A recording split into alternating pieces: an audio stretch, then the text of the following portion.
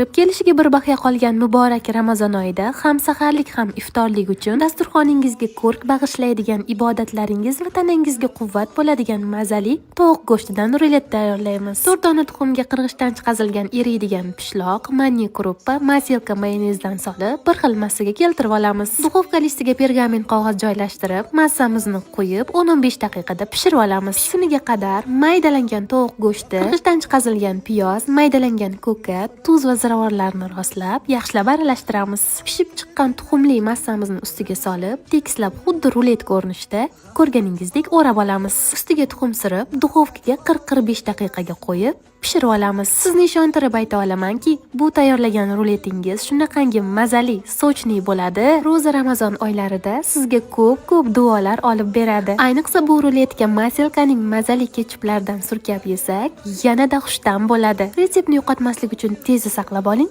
Albatta oila a'zolaringiz uchun tayyorlab ko'rib, ro'zai Ramazon oyini intiqlik bilan kutayotgan dugonangizga yuborib qo'ying.